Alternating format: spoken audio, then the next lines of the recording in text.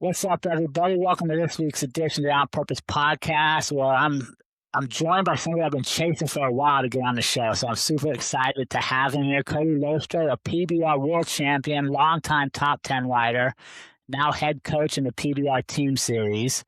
Cody built a career in one of the most dangerous sports on earth, earning a world title, rookie year buckles, 10 straight finals appearances. But I mean, that's great, right? I love world champions. I love talking to people who reach the pinnacle of their sport, their endeavors. But what really got me wanting to chase Cody down is reinventing his life and not staying where he was. We'll talk about some turmoil he faced and some adversity, but he's recreated himself and his family. He's taken those world championship traits and characteristics and applied them to other aspects of life. And I'm like, man, we can learn from this guy, even though I don't want to bull ride. Like, I don't want my wife freaking out that I'm trying to bull ride. But I do want some of that bull rider mentality, and I want some of that grit that he brings. So, Cody, welcome to the On Purpose Podcast. It's an honor to have you here. Well, thanks a bunch. I appreciate it. We've been trying to get this going for a while, so it's good to finally get it going. Yeah, dude, I just admire you, man. And I want to tell you, first off, thanks for what you're doing. Thanks for living life the way you are, raising your daughters to be courageous and challenging the status quo in life and just not accepting what people think they're supposed to do. And for you to use voice to share things that you're passionate about, to educate others on it, and to give back to making people around you better. I want to thank you for that. Well, I appreciate that. That's, I guess, kind of what this life is about, right? We're trying to leave this place better than it was when we were here. Yeah, I agree. I think that's what it is. But I don't know that a lot of people in the world understand that anymore. It seems like we're so worried about taking for ourselves that we forget that there's satisfaction in giving back and raising that next generation. And I love watching you guys' social media between you and Candace and the family. And I just love the message you guys share, and that is adventure, courage, facing challenges, not letting fear hold you back. And I'm excited to dive into that with you today. Absolutely. Looking forward to it. All right, but before we do, I got a warm up for you, Cody. Like, we can't just jump on the big boy. We gotta warm me up with a calf or something. I gotta get my legs under me. So, are you ready for your warm up questions? Oh, I suppose. Let's have them. All right. What is something you've learned about yourself lately? Oh, something I've learned about myself lately is the challenges, I guess, that we face throughout life.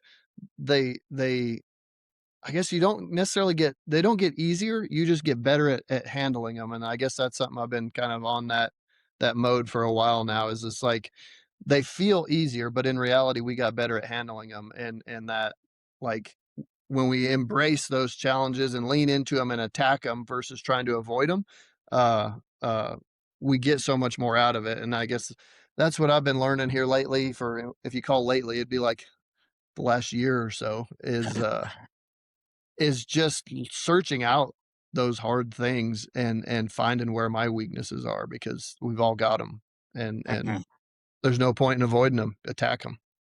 No, I love that, dude. I just felt like you were giving me a bull riding coach lesson right there. Some of the bull riders, they can't just try to avoid the bull; they gotta lean in and feel it. Exactly. Yeah, and that's how we grow, right? It's just, I guess, that realization that uh, our society, United States for sure, uh, tends to focus on comfort, safety, uh, living a soft life for the most part, and there's no growth in that. If anything, it's harmful. Um, and so, yeah, that's where I've been lately. Is like, hey, let's harden up, as a family, as a society, and do those hard things, because that's where the growth comes from. Searching safety and comfort all the time is not where it's at. Right. No, I love it. That's a great message. All right. What's a small habit or ritual that you've been doing to energize yourself lately? Well, again, you call it lately, but it's a small habit I do every single day and been doing it for 20 years. And that's, as soon as I get up, as soon as my feet hit the floor, I do either a max set of push-ups, or air squats or something like right away just to get a win when everybody else is struggling to wake up. I'm struggling to wake up too, but if I do that right away, it's like making myself do something that will benefit me mentally and physically. So I'm a Mm. big fan of like the minute your feet hit the floor, get a win for the day. Oh, I love it. I love it. Starting the day with a win. That's good. All right. Who's someone in your life that's been influencing your thinking or inspiring you to challenge yourself a little bit? Whew, that's a tough one, man. I've had a lot of really influential people in my life, and former bull rider, 1992 PRCA world champion Cody. He's always challenged me a lot, just not only in my bull riding life, but also my spiritual life, family life. Um, and it's one of those things like you don't realize how influential somebody is in your life until you kind of look back on it, and it's like, wow, like that really made an impact in the moment. We kind of don't notice that stuff. Mm, But yeah, Cody Custer's been a great influence on me, awesome. When and you he's got a cool name too. So I mean, all the cool guys have that one. I'm assuming you go with the custard. That's the cool part of the name. No, I think the first part is the coolest part. Yeah. And bull riders seem to always have pretty cool names. You know what I mean? It's just kind of niche for being a bull rider. Yeah, yeah. The best one ever is my buddy Chase Outlaw, Oh, and the name fits him to a T too. I mean, he would be an interesting to have on here too. That guy, you could make a movie about his life and sell billions of dollars worth of tickets. there you go. One more question for you, Cody. When you think about the season of life you're in right now, how would you describe that? What word or phrase would you use to describe it? Ooh, that's a tough question. The phase of life I'm in right now, I guess I would call it a learning phase, mainly because of my daughters, right? Like I've never been a parent to teenage daughters before, and they're preteens, like they're just getting into it. So this every day, every week, it seems like every month that we experience a whole new set of circumstances. And um, yeah, that's the best way I can describe it is learning, trying to do my best and not screw them up along the way. Ah, dude. Yeah. I've been down that road twice now, so I it's a challenge for sure, but I think you guys are doing a great job raising them with that tough mindset and that awareness that they are capable. And for me as a parent, I think that's the ultimate goal is we want our kids to leave the nest and realize they're capable whatever they choose to work hard at and put themselves in position to achieve. And that kind of ties back to what you said before. Don't sit around waiting thinking the world owes you anything because it doesn't. Exactly, exactly, yeah, and that's what we really wanna instill in them is having that mindset, that, like, thinks outside the box, that thinks big and thinks, "Oh, like, this hasn't been accomplished yet just because I haven't tried it. I haven't figured out a way to do it. It's not because it can't be done," right? Um, and so hopefully when we're all said and done parenting, they have, really got a hold of that because I think it's a game changer when people get that attitude and that perception. Yeah, absolutely. And that's one of the biggest things we can leave them with, right? Is that confidence and that belief that they are capable. Absolutely, yeah, and, yeah, there's nothing better for believing in themselves than some one-on-one, contact sports too. That's how we got to know each other was through the jiu-jitsu gym, Yeah. and my girls used to do that, and now they're wrestling and rodeo and everything, and not that, team sports aren't bad at all, but I really do enjoy the one-on-one where, win or lose, it's your fault, and so you figure out how to get better and you accept, the good and the bad because it's all on you. Yeah, I love it. Let's start with that, Cody. This mindset that you have now, did you have that as a young person? Is that kind of what led you to bull riding? Talk me through that journey of discovering yourself and what you were capable of. Yeah, you bet. I think, it's I kinda have a unique story in regards to the bull riding stuff because I didn't grow up in it at all. My parents were split when I was very young. My mom remarried, and that side of the family had a farm. They raised, you know, hay and horses and cattle and everything. And I worked out there from the time I was 11 till I was 18. Maybe I was 10. I don't know. I was pretty young, but that's what I did through my whole childhood is work on the farm. Um, so I was around livestock and horses and all that stuff. I knew how to ride horses, but I wasn't involved in the rodeo scene, right? Um, and actually, I had a tape of Cheyenne Frontier Days um, from the year that that Lane Frost got killed there. And so Lane Frost was a former world champion bull rider. Kind of, they had the movie 8 Seconds about him, and he was kind of a famous bull rider, really good guy. And I'd watch that movie over and over and over, and was just fascinated with the bull riding part. And so my mom actually signed me up to ride a steer at our county fair when I was 7, and I think you had to be 8. I think we lied about my age, to get me in, and I had no idea what I was doing. I had no equipment, no no idea other than, "Yep, I'm gonna ride a steer today." And so I showed up, borrowed equipment, they put me on, funnest thing I ever did, but I was really scared, and I was not any good at all for a long time. Um, so anyhow, what drew me into it, I guess, was just maybe something. I mean, the only thing I could really attribute it to is like God's plan, what He put in my heart, and what I desired to do was super attractive to me, and now looking back on it, that was the plan, right? Like God gave me a passion and an ability to do certain things, and it wasn't just for me; it was to make a difference in the world, and that's what I always viewed it as. Um, was you know, I feel like everybody, myself included, perform better, live more up to their potential when they have a purpose bigger than themselves. And initially riding bulls was just about, it's fun. And it was all the way through my career. But when I finally realized it's about something bigger than myself, and being able to positively impact people's lives through bull riding, and really make a difference, hopefully, do my part anyways to make a difference. That's when things became pretty clear about what I was doing, why I was doing it, and then it became like a lot easier to put aside injuries, um, fear, doubt, all the things that people deal with, even bull riders, uh, and really live like a purpose-driven life. And so all the circumstances in life, I guess, led up to me just being involved in bull riding, and still am. I can't Right. get away from it. Tell me back to that first ride when you weren't very good and you get off of it. How did what? Because a lot of times we'll do something we're not very good and like, okay, I'm not going to try that again. We won't give ourselves the time to work through the process of getting good at it. So what was it about it that said, okay, I'm not good now, but I believe I can get good? Was it something your parents said? Something you just felt inside?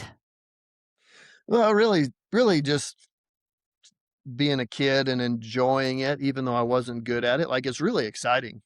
Uh, it's all the emotions, right? It's exciting, it's scary and fun, and that's I guess what really attracted me to it is I like being close to the edge. Even now, I feel most alive when I'm closest to danger and death, and that's a weird thing for some people to comprehend. But um, I I just I was just riding, and then I fell off, and it wasn't like a rank animal, right? It's a steer probably running off. I don't remember exactly how it bucked, but um, it was like just so exhilarating. There's nothing like it, and so I wanted to do it again and again and again. And like I said, I was really bad.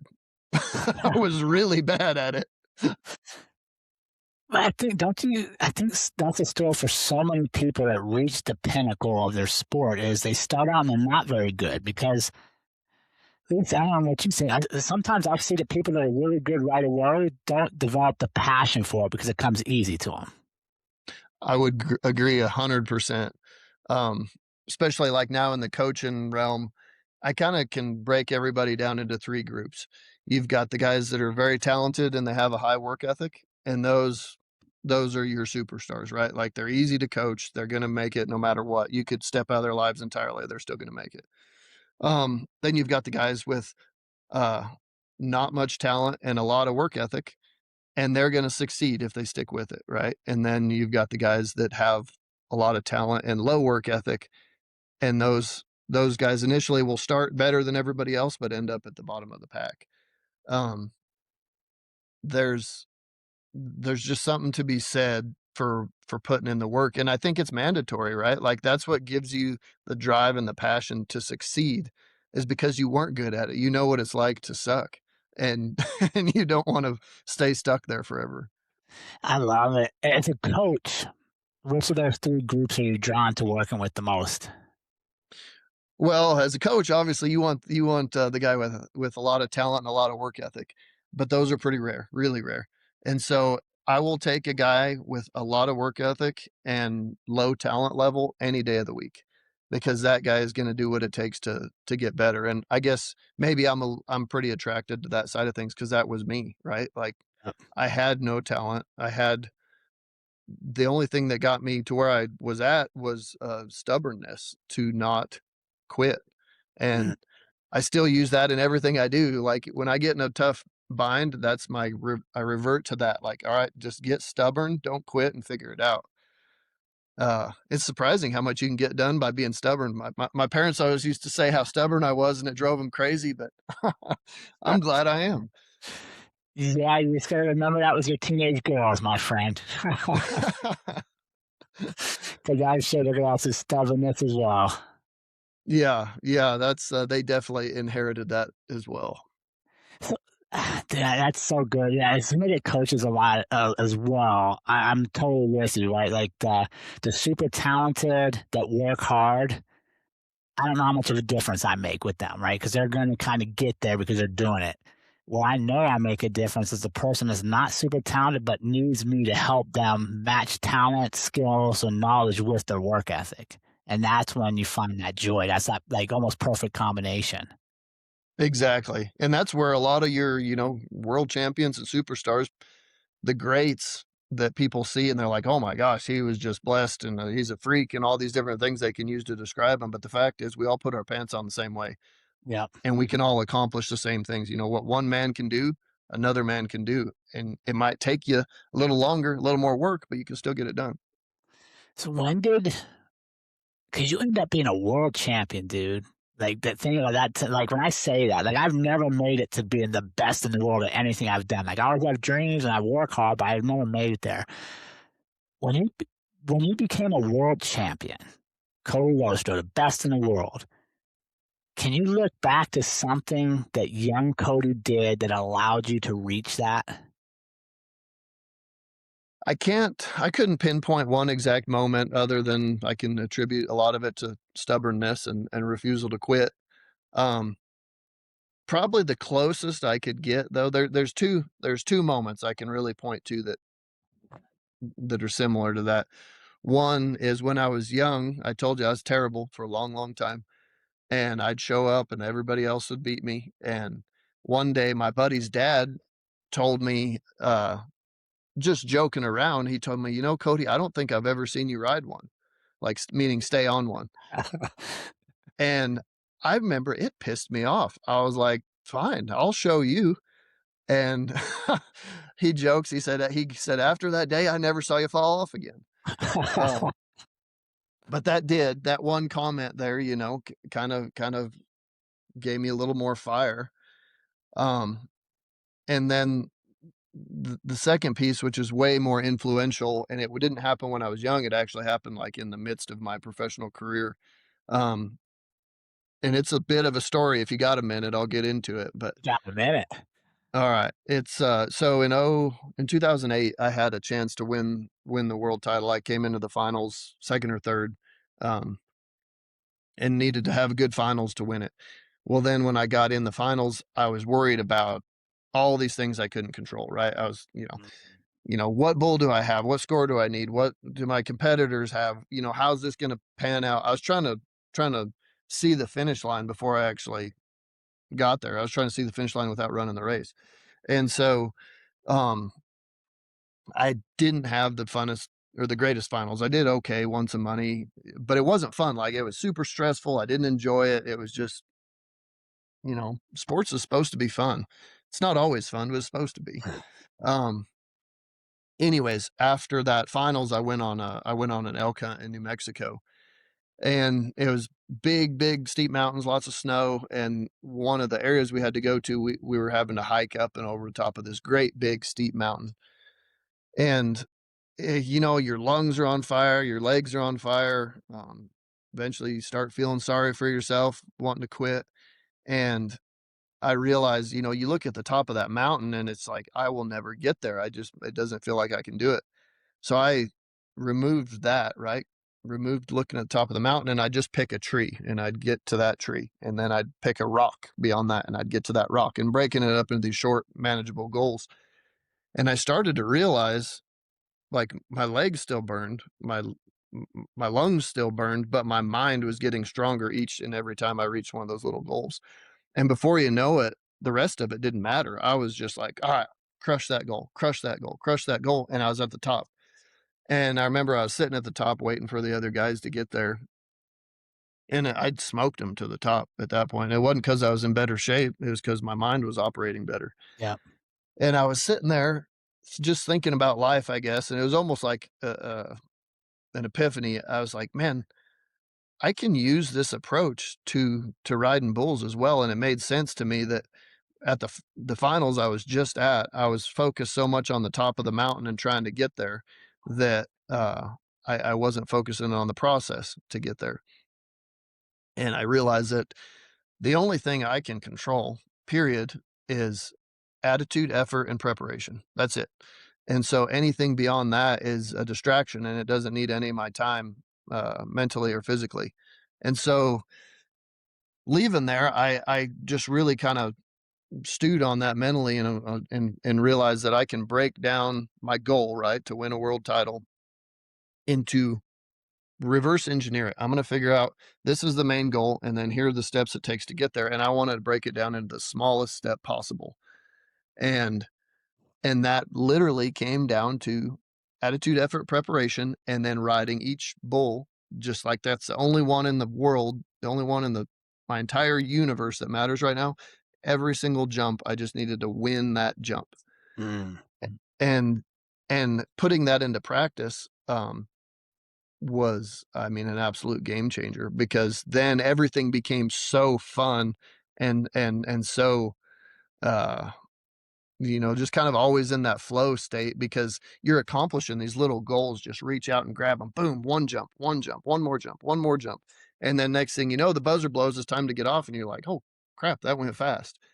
And the year actually kind of went by that way as well. And there's more to it as far as some different struggles. Like, struggles aren't going to go away, but Yeah. the mindset you bring into it determines how you handle those struggles. So, uh, yeah, we can get into more of that later, but for your question, those two moments, being told that they'd never seen me ride one, and then realizing what I can actually control and what I can't control, those are the two biggest things that really influenced my career. Dude, that's so that yeah, that's I'm just pondering because I enjoy that because in a world where so much seems like it's out of our control, the basic of going back to what do I control right now is so fundamental, seems so easy, but yet it's so hard to actually do at times. You're 100% right. And I feel like it's a perishable skill too if we don't keep up on it. And I learned that out later in my career, because I had brainwashed myself into making my mind work exactly how I wanted it. And later on, I'd get hurt, and I'd almost use it as a vacation, right? I'd slack off on some of my mental stuff, and then realize, oh gosh, I've got a problem now. I'm looking at the finish line again instead of looking at what I can control.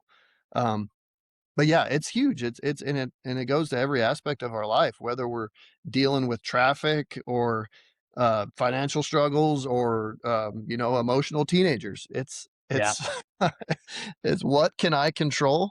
It narrows down your focus pretty darn good.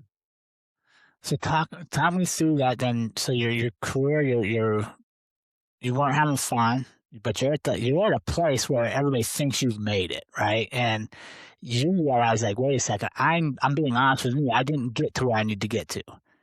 And I find that fascinating too, right? Because a lot of times we'll get the a little bit of success, even though we know internally our goal is much bigger. And we're like, okay, that's good enough. I'm comfortable here.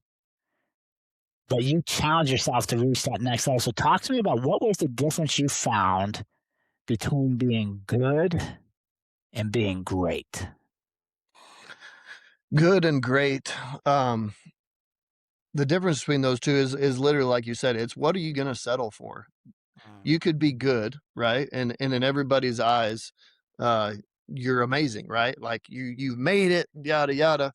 But the bottom line is good will always get in the way of great. If we stop at good, we've settled for less than what we're capable of, less than what we were created for. And I believe each and every one of us were created for great things. It's going to look different in everybody's lives, but it's just because I was a bull rider and had a public stage doesn't mean the guy, working a 9 to 5, doing whatever he's doing can't be great at what he does, whether it's there or in his family life or in the way he helps others, mentors, kids or others that need help. Um, and when we can put our put it past ourselves, make the cause greater than ourselves, it becomes less about us and more about like, all right, like, yeah, I'm good, but I'm created for great. So let's keep going. And and for me personally, a good bull, like the year I won the world title, I rode like 65% of my bulls or something, which is pretty is I guess really good by today's standards. A lot of world champions these days are 40, 50%. And I'm not saying I was any better. And as a matter of fact, the bulls were probably easier back then because the breeding programs, Sure. they get better and better bulls every year. But the fact is, I 100% believed that I could ride every single one of them. And it wasn't just like lip service. I believed that. And if I fell off one, I fixed it and was determined to not let that happen again. And beyond that, it wasn't just about getting a score, it was about, like, doing it perfect, right? So even if I got a score and I didn't dominate like I felt like I should have, I'm like, "Alright, I need to work on that." And I say that because I realized, like, that was something a personality trait that I have, and not everybody may have that, but I think that attitude can be developed and cultivated by just being aware of your thoughts and how you're thinking, and when you make it, quote unquote, "make it," and you're good, think about, like, realistically, how much better can I be? And I think most people will find in their own mind, they know they can still be better than just good. Yeah. Yeah. And I'm just sitting with that for a second, right? Because in my head, I'm thinking, if you are surrounded by people that just accept good, it's easy for you to accept good. You're 100% right. Right?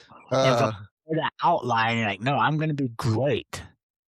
Sometimes it means you got to let some of them good people slide back a little bit. It's not their fault. It's nothing negative, but I think sometimes we almost have a guilt about wanting to be great and moving past where a lot of other people are already comfortable. Not meaning we're not grateful for where we've been, but man, I know I got more in the tank here. yeah, yeah, and there's a lot of times in life you kinda that's the crossroads, right? You can hang out where you're at and stay where you're at, and, you know, I've got a whole 'nother story about that, like, even with choices I had to make when I was, a teenager on cutting different things and different people out of my lives that were holding me back, um, and it was due to some of my own choices as well, but yeah, the people you hang around, you can show me your friends, and I can give you a pretty good idea of who you are and how you act and what your values are, um, so if you're hanging out with losers, I'm not calling everybody a loser, but if you're hanging out with losers, you're probably a loser. If you're Yep. hanging out with mediocre folks, you're probably mediocre. And that doesn't mean like those are bad people, but you got to decide, is can I rise up staying where I'm at? Or do I need to separate myself and rise up? And then when I'm more mature, more capable, maybe I can come help bring these people up with me. Um, I don't know. That's an interesting topic though, for sure. It's Yeah. it's complicated a little bit too. But I think it's ultra important, going back to what we talked about earlier, raising our kids and getting them to understand the value of who they surround themselves with. And For sure. especially as they move to an age where they get to pick more of that and they kind of start getting out of mom and dad's control, like creating the values within them so they're picking the right people so that we don't have to intervene. But we can sit back and go, hey, that's a good choice. That person right there, that's a good choice. I'm proud of you for making that one. For sure. And how proud of you, or how proud of them are you when they do make that right choice? It's like, oh, it's like the best thing when you're like you're just so excited for where they're headed in life, and you know they're gonna make dumb choices too, For but sure. seeing them make the right choices on their friend group and how they go about that is amazing. It is. And one of the things I love is, at least I try to share with my kids, is the dumb choices are going to make great campfire stories someday. They're going to cause some pain now. But at some point in life, we'll probably be able to tell a story, be like, "Oh, that was a dumb decision."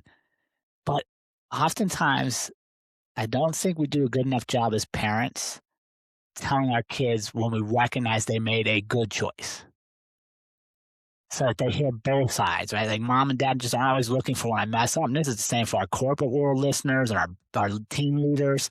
Your people need to know when you recognize they did well, more so than when they mess up, because they're already going to recognize that a lot of times. Exactly, exactly. That's a challenge about raising kids, right? Because it seems like we're quick to correct and slow to praise. Um, and there's I don't know, I guess there's a little dichotomy to that on are we teaching them to just search for praise, or are we teaching them to actually make the right choices? Um, Yeah. but yeah, that's, this whole raising kids stuff is, I wish it came with a manual. Yeah, no, well, it could, but as soon as you read it, it'd be outdated because the world would change. Yeah, yeah, true. You know, I think the big thing that we really try to do, and I try to do as well, is like I'll share with my kids times I screwed up, right? I don't want them to think that I was perfect, and that's my whole philosophy behind coaching too. It's like, look, I didn't get it right every time. I went through all this crap, trial and error to learn how to do it right, and I want to help you shorten your learning curve. Um, so I like to tell my kids about like when I screwed up and when I did this and what the results were. So it's not like they have to learn it on their own. They kind of have an idea what's happened when you make certain choices. Um, so both sides of the coin, right? Like, hey, look, mom and dad aren't perfect. Here's where we screwed up. But here is where you've made some really good choices that I wish I'd have made, and I'm proud of you. Yeah, no, that's such a powerful statement. Clay, let's shift to the tumor that you had to face and the decisions came with that, and then how that played into your identity shift from being a writer to what can I give back now that I'm maybe not in the arena the way I wanted to be. Yeah, that's a really crazy, interesting story. Um, so yeah, won a world title in 2009, and then kind of dealt with injuries every year that would keep me out for a significant amount of time. No, every year after that until 2014 was my last finals, and in the spring of 2015, or say January 2015, um, I had a terrible migraine one day, and I've never had migraines, even with all the head injuries I've had. Never had an issue with headaches. Um, and it was wild, man. Like just pain, unbelievable pain, and I was seeing they call them an aura, like light rings around all over, and I was like, man, that's weird. And so I need to back up just a hair. So this tumor thing, a lot of people don't know, I knew I had it for like 10 years. I could feel it as a carotid body tumor, wrapped around my carotid artery in my neck, on the right side of my neck. And I could feel it, and it kind of bugged me a little bit, like just not knowing what it was, right? But it wasn't like physically bothering me. So anyhow, I had that tumor, and or sorry, I had that migraine, and then at that time that tumor felt like it was getting bigger. And so I went in and had a biopsy on it. And they said, well, it's, I don't remember the word, whatever non cancerous is. Is it benign? 9, yeah. Yeah, they said it's benign, so, if it's not bothering you, don't worry about it. That was the only statement I needed to hear, right? I'm like, "Okay, I'll never think about it again." Uh, and then ironically, about 2, 3 months later, I rode an event in Oklahoma, I think. We got back in to drive home, and, I felt awful, like, felt like I was wasted, drunk. So I pulled over at a gas station. I told my buddy, "Hey, you got to drive. I'm gonna get some coffee." And I was like stumbling around, crashing into things in the gas station. Couldn't hardly see. Couldn't speak very well, slurring my speech. Um, and so I we made it home, and I basically slept for like a week. I'd sleep for like 23 hours, get up, eat, go to the bathroom, go back to bed. And finally, Candace, my wife, she's like, "Cody, you got to go to the hospital. Like, Yeah. I'm not letting you just continue this." And so I went, and they thought I had a stroke, and then they determined it wasn't a stroke, and they thought it was concussion related, yada yada. Anyhow, so this takes like almost 2 years of testing and all this different stuff and waiting months and months to see specialists. And finally, I had an appointment to see a specialist that I waited for several months.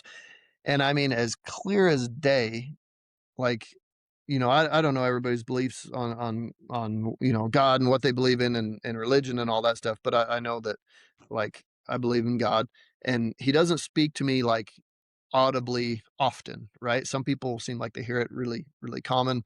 I don't. It's more of a quiet type thing. But I'm telling you, as clear as I've ever heard God in my entire life, he said, "The problem's not in your head, it's in your neck." And I was just like, I don't know what I was doing that day. I was zoned out. I was doing nothing. And like, yeah, I was so excited. I was like, "That's it." And I called the doctor, and I was like, "Hey, you got to stop testing my head, test my neck." And I'm thinking it's like a spinal cord deal, right? Like, that's where my mind went. And so she's like, "Okay, well," she's a little skeptical, but she finally, to appease me, she's like, "All right, we'll do some stuff on your neck." So they did some different scan, and they found the tumor, and she's like, "Oh, here's the problem. This tumor's wrapped around your carotid artery, choking down blood supply to your brain on that side. And it's also on nerves, pressing on nerves that go to your eyes and your tongue," which would Oh, explain why my vision and my speech was so messed up. Um, so anyhow, yeah, they took it out, and pretty good these days, but it did affect my vision. Like when things move real fast, or I'm bouncing around, everything goes blurry and I can't see. Everything's just a mess. So when that comes to riding bulls, that changes stuff, right? Like if you can't see the bull, uh, it's very difficult to stay on. That's a big part of your balance, is being able to see.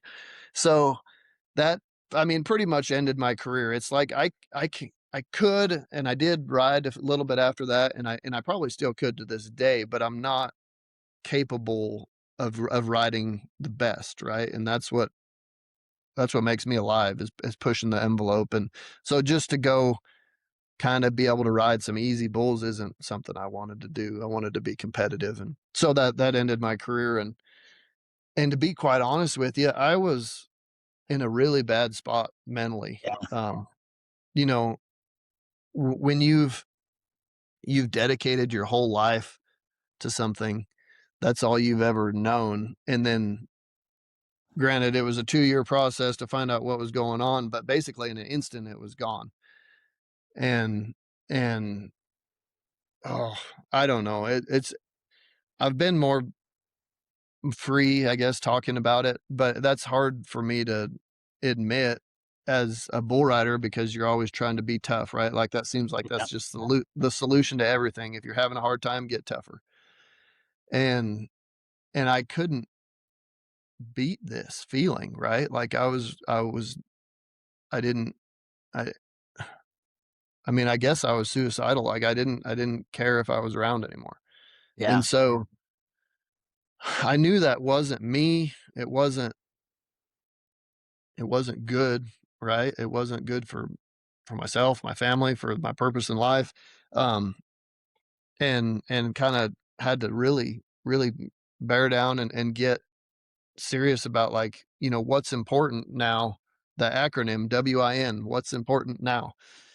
And so that became something. It was like, all right, well, I know my family is and God is most important thing right now, but I still needed something that I'd been missing, which was, like I said, doing something really challenging. It's all on you. You're kind of close to the edge. And that's actually when I got into to my hound dogs and hunting with those. And so that kind of gave me a new, task, something that I was going to have to learn and get good at and be terrible and then get better and really focus on being stubborn and not quitting. Um, and then the coaching thing came along when they started the PBR team series, and that was, once again, God's purpose. Like, I didn't go out looking for that job. I had almost put bull riding behind me for a while because mentally I couldn't think about it. I couldn't watch it, couldn't be around it.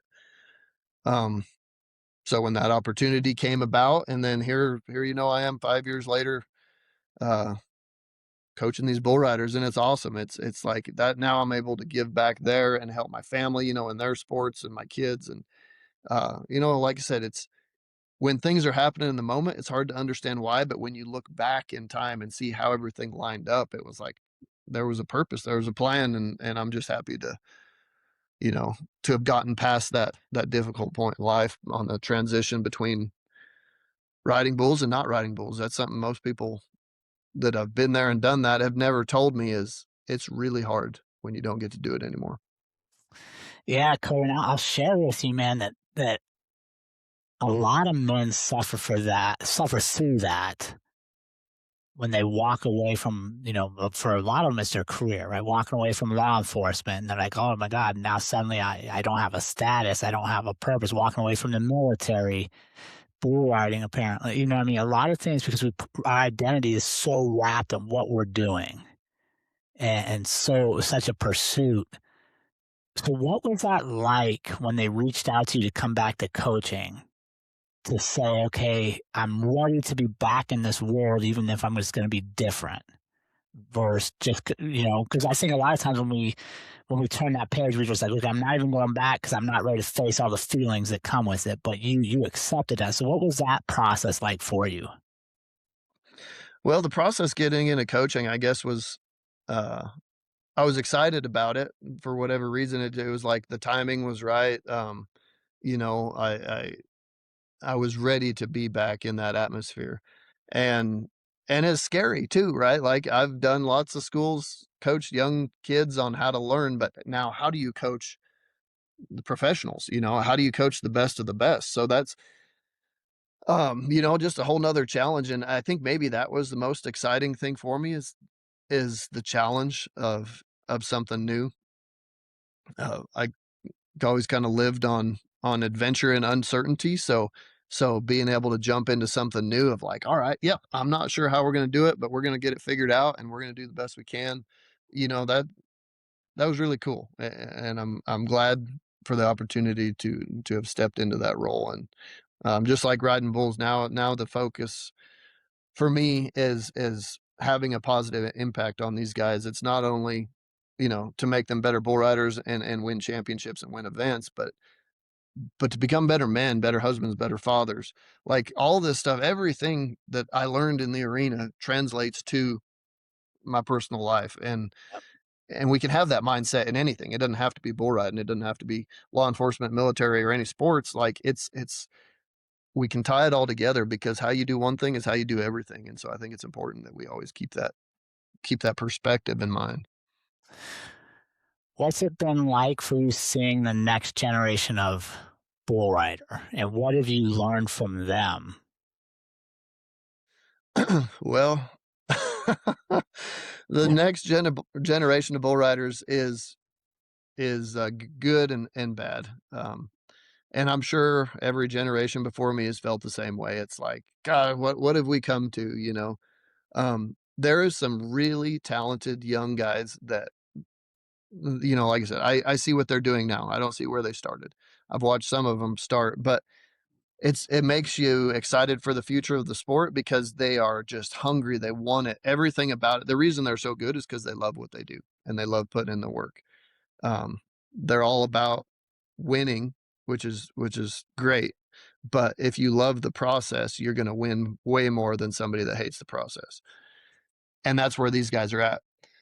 Um, they've, I guess, taught me a little bit about like just that youthful fire, that sometimes we lose as we experience life, and we've done this and been there and done that. And um, that's refreshing to see when it's like they're ready to just take the world by the huevos and enjoy it. And um, on the flip side of that, there's not many of them anymore. A lot of young guys, in general in the United States, like I'd mentioned previously, like we're kind of in this country focused on comfort and safety, and those two things don't mix with bull riding. Like you're gonna be uncomfortable and you're gonna be unsafe.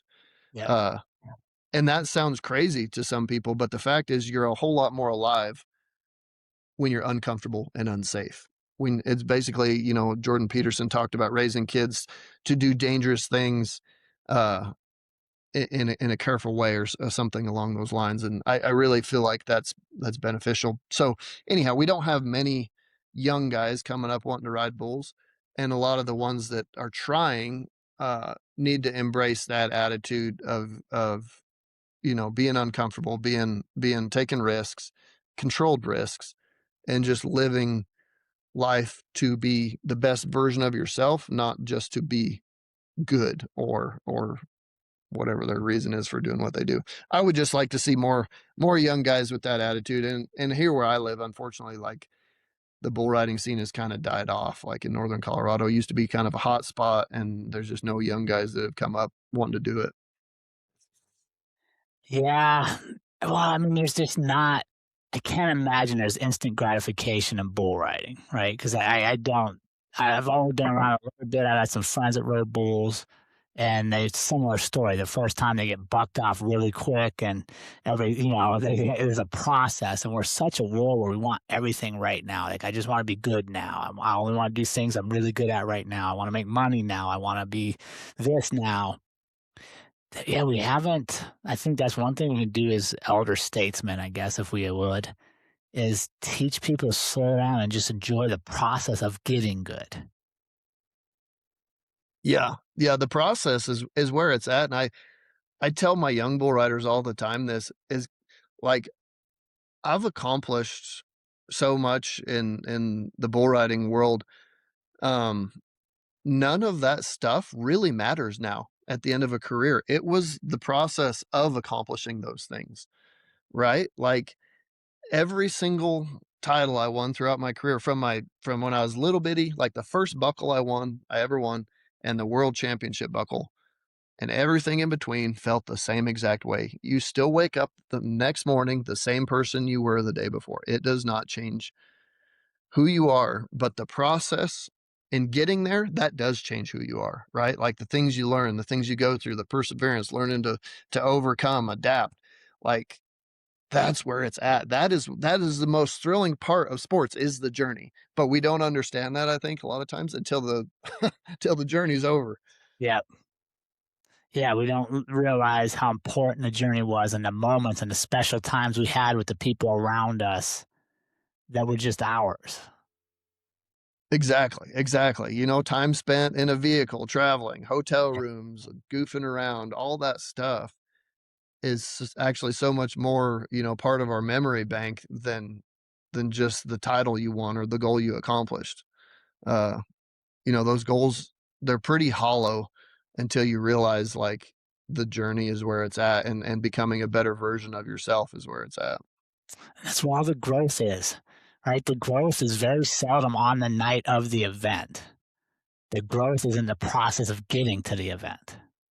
Exactly. Exactly.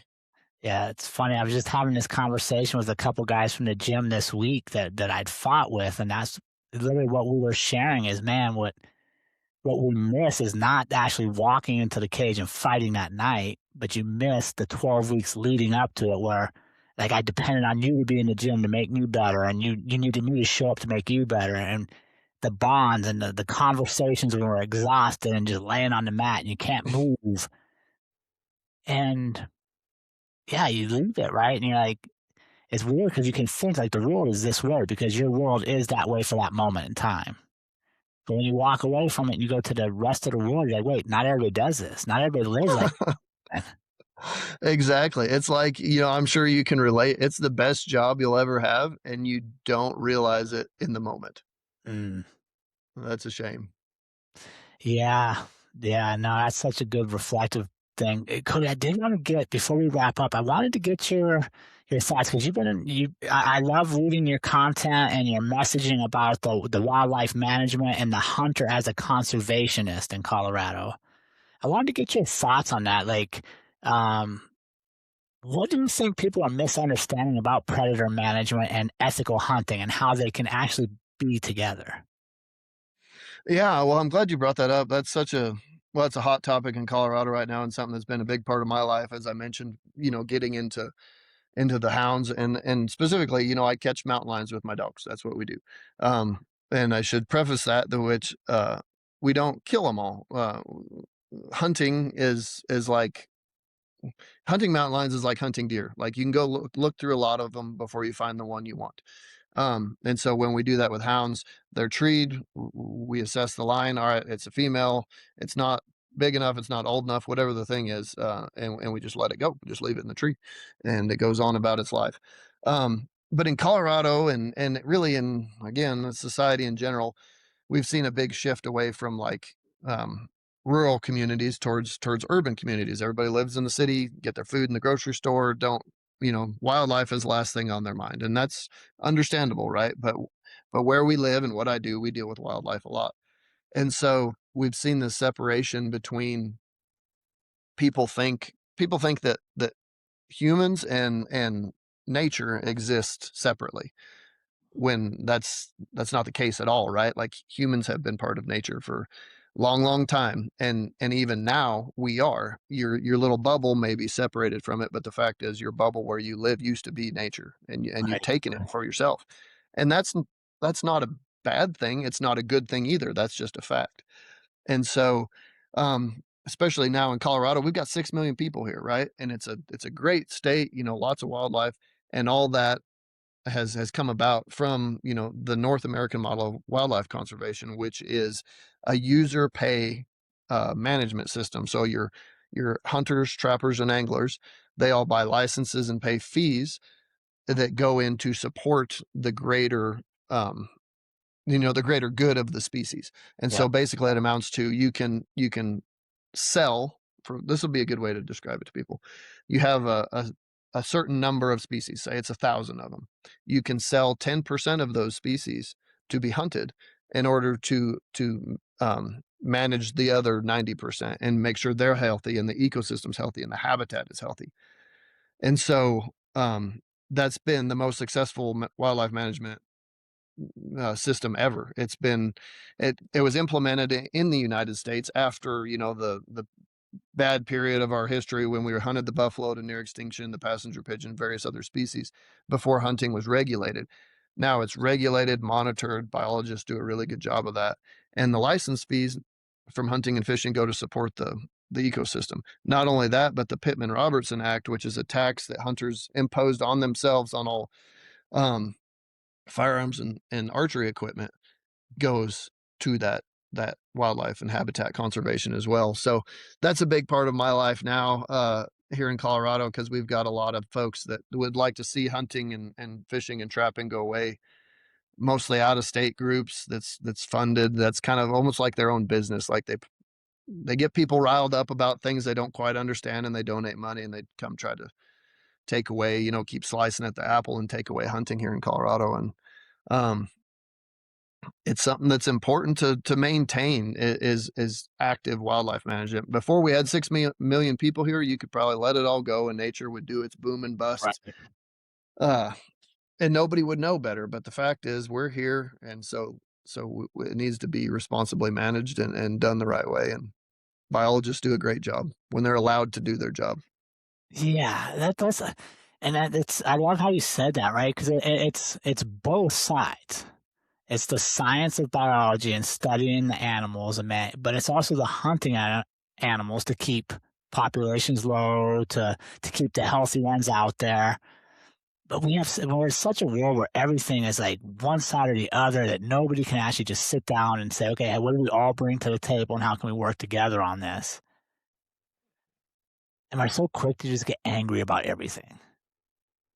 Definitely. I blame a lot of that on the internet anymore because it's ha it's hard to hate face to face, right? Like when you talk to somebody face to face, even if you don't agree with anything they say, most of the time you can find quite a bit of common ground. But now with the internet and social media, it's made so it just made it so polarizing where it's like pick a side and you're at war with the other side when the fact is most of us have a lot in common and we want a lot of the same goals and that includes, you know, me as a hunter and the anti-hunters. It includes your Democrats and your Republicans. As crazy as that sounds to say these days, like guess what? There's a little bit of fringe on the far side that are never going to see eye to eye, but most of us are somewhere in the middle and we can make this work. Yeah, I wanted to run something by you because you're the most versed person I know in this realm, and let me know if you feel comfortable answering or not. But recently in northern Colorado, there was a trail runner that was killed by a mountain lion. Yeah. What like so as Fort Collins grows, we're definitely in mountain lion territory. We've always been in lion territory. What are your thoughts on like how what is like why did that happen or why are we more prone to that now? Yeah, this is a great question, and so, obviously, the Front Range here in Northern Colorado is full of people. It's also full of great mountains, deer, elk, uh, mountain lions. You know, when you have a lot of lion food and lion habitat, you're gonna end up with a lot of lions. Well, the issue is a lot of people, you know, live and recreate in those areas, and eventually, those lions and predators, bears included, they do get habituated to people, right? The hunting, like I said, even if like the lion hunting, we don't actually take a whole lot of them. A lot more get treed. It's almost like catch and release fishing. Um, and so that experience, that interaction with people, that will teach them to avoid people. And there's actually a study that my friend did in Washington. 4-year study that they concluded without a doubt that hazing with dogs absolutely conditions predators to stay away from people.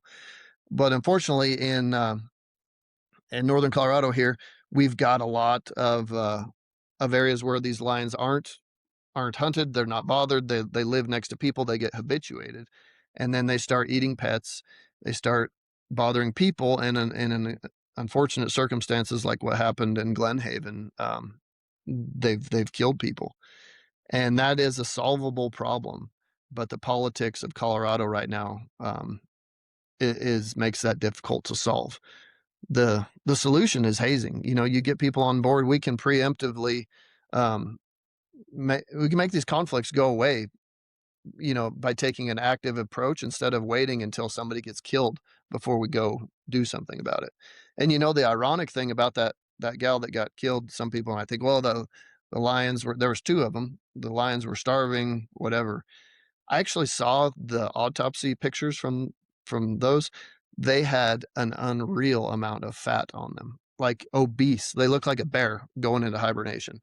Um, it was unreal. They were not starving, they were not hurting for food. It was a classic example of being habituated to people and started to view them as prey and not, something to avoid.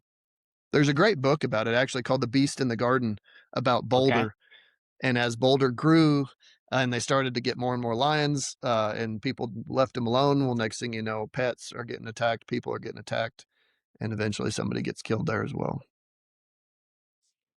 Yeah, yeah, that's a good term, habituation. I guess I hadn't really heard that term, but I understand what it means. They just get used to us being around. They're no longer scared to run away from us, and which is their natural instinct. Yeah, yeah. When everything's working like it should, you know, lions and predators and all wildlife really should wanna stay away from people.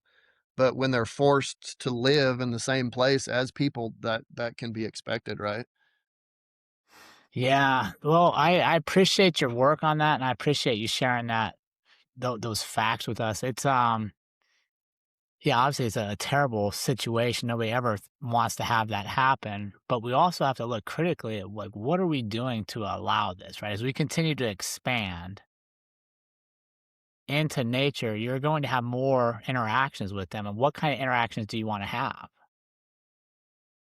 Exactly. Yeah. The Unfortunately, I think the majority of folks would treat wildlife more like pets, right? Like Right. we're always having to tell people, don't feed the animals, don't feed the animals. Like you don't want lions coming up to your door and bears coming up to your door looking for food. That is a recipe for disaster. And on top of that, if you're feeding deer and elk and you're going to get the predators come into them. Animals need to have a healthy fear of people. And likewise, people should have a healthy fear of predators. Yeah. Cody, thank you so much for joining us today. Where can our audience follow you in your journey and be part of your community? Yeah, so the best place to follow kind of what we do would be probably my wife's Instagram or Facebook called In the Wild and Wonder. She's an amazing wife, amazing mother, an amazing photographer, and she documents a lot better than I do. I've got some social media as well. I am not a social media guy. I struggle with it, but I try to use it for the good. Um, but as far as the bull riding thing, the team I coach is the New York Mavericks. You can find them on Instagram and all social media. And then the PBR, the Professional Bull Riders, is where the events are played. We'll start our team season here in July and roll through October, where we culminate at the finals. And it's a lot of fun. If people have never seen the team stuff before, it's a little more. Just a different dynamic you can get into, and people really enjoy it. And what channel is that on? Because that's on television. It is, and I believe it's on Paramount Plus this year. Okay. They just got a new deal with Paramount, so I'm sure that's where it's at. Cody, thank you so much for joining me, man. I'm glad it was worth the wait, and I loved the conversation. And thank you again for all the work you're doing, making the world you get to touch a little better, my friend. Well, I appreciate it. Thanks for having me on, and hopefully we'll get to catch up and have a coffee one of these days. Thank you. Take